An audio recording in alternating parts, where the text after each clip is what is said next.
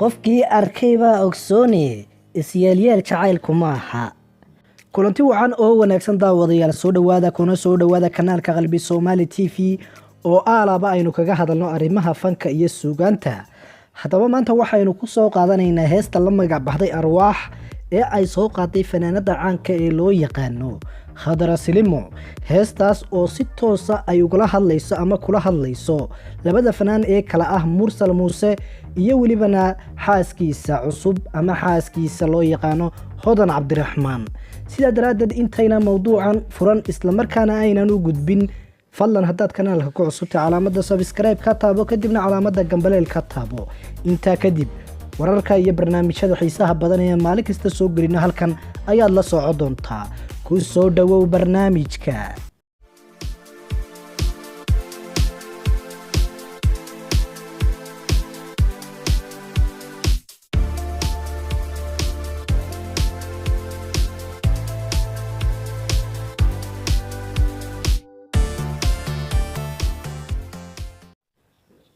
ugu horeyn daawadayaal, intaynan ereyada heesta furfuran waxaynu soo qaadanaynaa heesta uu qaado fanaanka loo yaqaano Maxamed Saciid BK ba waxa uu ku heesay hees run ahaantii ka turjumaysa xaaladaha dadka qaar ay ku sugan yihiin sida Khadra Silimo oo kale. heestaasi talo fiican buu siinayaa dadka ku sugan oo dhan. waxa uu odhanayaa dhibaatada adduunkiyo dhaawaca jacaylkaba waa loo dhibtooda,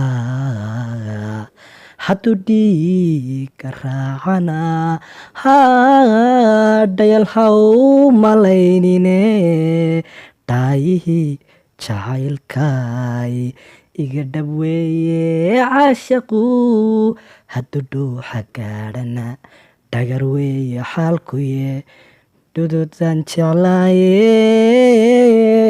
iga dhaweeye caashaqu, iga dhaweeye caashaqu.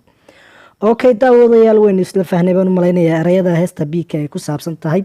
waxa weeye dhibaatada adduunka iyo dhaawaca jacaylkaba waa loo dhibtoodaa. run ahaantii wax kastoo jacayl oo kusoo mara noloshaada waa inaad dhibaato u martaa, waana xaqiiq weeyaan. waana tahaysata imika fanaanada loo yaqaano Khadra Silimo. ceeb maaha, Khadra Silimo wax ceeb oo haysataa ma jirto, laakiin Soomaalidu waxay u yaqaanaan run ahaantii in qofka bini'aadamka ee laga tago uu ceeb yahay. maaha, waxaa laga yaabaa Khadra Silimo inuu guursado imika boqorka adduunyada, ninka ilaahay unbaa boqora, laakiin ninka adduunyada maanta ugu sharafta badan, welibana ugu hantida badan, welibana yaqaana xaqa dumarkana yaqaana, isla markaana nolosheeda sare u qaadi kara. Khadra Silimo waa fanaanada quruxda badan maasha Allah, laakiin Khadra Silimo heestan ay soo qaaday ayaynu ka hadlaynaa. heestan ereyadeeda haddaynu soo qaadano, ugu horeyn waxay tihi qofkii arkay baa ogsoonay isyaalyeel jacaylku maaha, ilaaqiyo sheeka maaha. waa xaqiiq. haddii daawada adiga laftigaaga dhegeysanaya codkayga, haddii jacayl kugu dhacay, run ahaantii waad u qiraysaa fanaanadan loo yaqaana Khadra Silimo. qofkii arkay baa ogsoone isyaalyeel jacaylku maaha, jacaylka la isyaalyeelo oo la yidhaahdo igu sawir maaha. run ahaantii ilaaqiyo sheeka maaha, wax laga sheekeeyana jacaylku waaba ka wen yahay. laakiin inagu waxaynu uga sheekeynaynaa si aynu heestan fahno. intaa kadib fanaanada waxay kaloo tidhi dan iyo afgobaadsi maaha, oraah iyo eraya maaha, afkuun laga sheegta maaha. jacaylku lacag ma galo, dan ma gala bay leedahay. sidoo kale afgobaadsi in la ismaxamedsado, Soomaali waxay tiraa waa la ismaxamedsanaya. maxamedsiga waxa weeyaan qof markaad garabka u saaraysa leedahay haa walaalkay, haa walaashay, haa aad u bodboodayso, u raxlaynayso ama u nacamlaynayso bay yidhaahdaan. marka dan iyo afgobaadsi maaha, oraah iyo eraya maaha.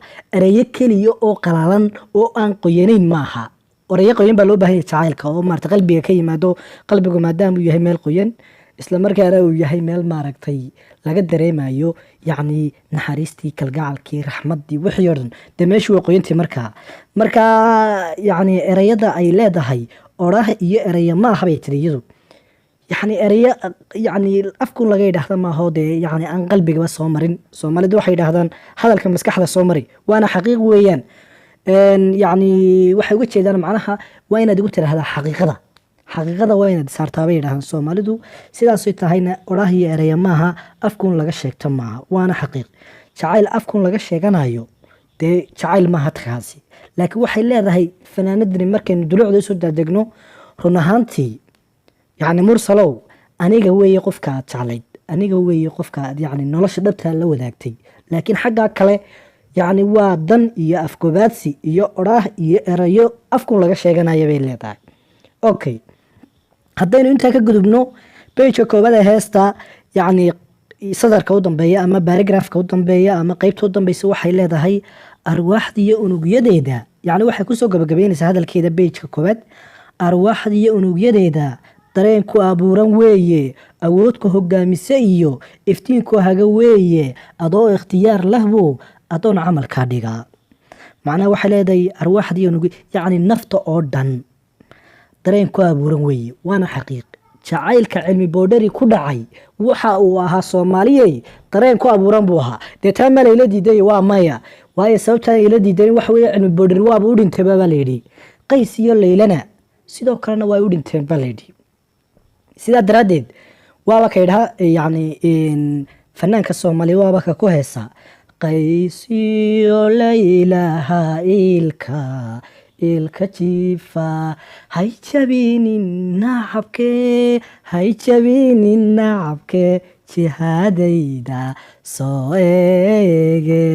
jihaadayda soo eege saaxiib beeralahaada yacni waxaan ku bixinaynay heestaas waxaynu ku bixinaynay tusaale waaba ka yidhahda fanaankaasi yacni qays iyo layla ilka jiifa jacaylku run ahaantii iyadu waxay leedahay dareen ku abuura nafta weeye yacni awood ka hogaamisa weeye waana runteeda jacaylka waa loo dhintaa jacaylku wuu ku hagayaa sidoo kale waxay tahay iftiin ku haga weeye sidoo kale khadra silimo iyadoo ka hadlaysa nafteeda iyo nafta qof kastoo qof jacayl ka hadlaysa ayaa waxa ay tidhi adoo ikhtiyaar lebuu adoon camalkaa dhigaa jacaylku run ahaantii waa xaqiiq weeyaan qof kastoo jacayl ku dhacayna intiina codkayga dhegaysanaysa waa fahmaysaan ereyadaas ereyadani maaha erayo fudfudud maaha waa erayo aada u culus weeyaan run ahaantiina waxa weeyaan erayo yacni ka yimi abwaanka loo yaqaano maxamed muumin ababe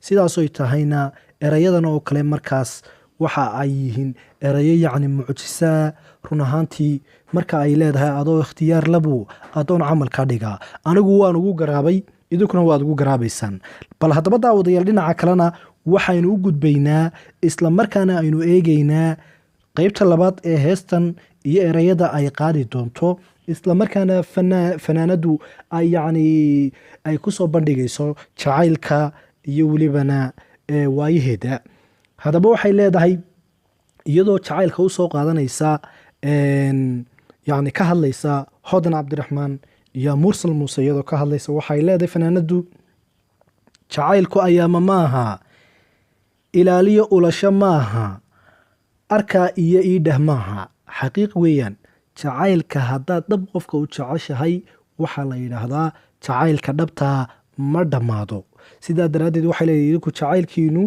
ayaama maaha yacni waxay leedahay jacaylku sidiisuba ayaama maaha ee kayga aniga aan kugu qaba mursalow ayaa dhaba kaasaa xaqiiqaa sidaasoy tahayna ilaaliyo ulasho maaha arkaya iidha maaha waa run yacni jacaylka waxa afka laga sheegayo maaha sidoo kalena fanaanadana waxa ay leedahay heesteedana yacni soo qaadanaysaa isla markaana yacni ay jacaylka yacni hodan cabdiraxmaan iyo mursal muuse ay isu qaban ku cabiraysaa ereyadan kale waxay leedahay ujeediya aragti gaaban maaha yacni maalmo la farfarxo social mediaha laysoo dhigo oo la yidhaahdo waaw anigii gaclisadayda ah xabiibidayda ah gacalyahayga waxaa maaha bay leedahay umuuruhu yacni waxay leedahay ujeediyo aragti maaha umuuro ku saabsan maaha aroos iyo aqalgal maaha haddii xataa ay isguursateen oo nolosha alxamdulilah iyagana ilaahay isu barakeeyo iyadana wax wanaagsan ilaahay siiyo laakiin iyadu sida ay leedahay ay ujeedo umaynu ka hadlaynaa waxay leedahay xataa haddaad isguursateen yacni ujeediyo aragti gaaban maaha umuuro ku saabsan maaha aroos iyo aqalgal maaha yacni jacaylka in la arooso oo lays arooso keliya maaha guntii iyo gabagabadii daawadayaal heestani waxa ay si toosa ugu socotaa fanaanka loo yaqaano mursal muuse. haddaba waxaynu leenahay mursal muusow, sidaas oo dhan bay xaaska kuugu calaacalaysaa. ilaahayna adiga nin ragga buu kaa dhigay, 4 dumarana waa laguu banneeyey. xaaskaaga awlaadda kuu haysa ee weliba nolosha kula soo qaadatay, ee weliba jacaylkaad soo wanaagteen, xaaskaaga ku laabo. yacni labadaba xaqooda waad sii kartaa. taasi waa annaga aragtideeda gaaban. haddii adiga mid kale kula quman tahayna that is okay. waanu ku salaamaynaa. dhammaan taageerayaasha qalbi Soomaali TV waan salaamaynaa.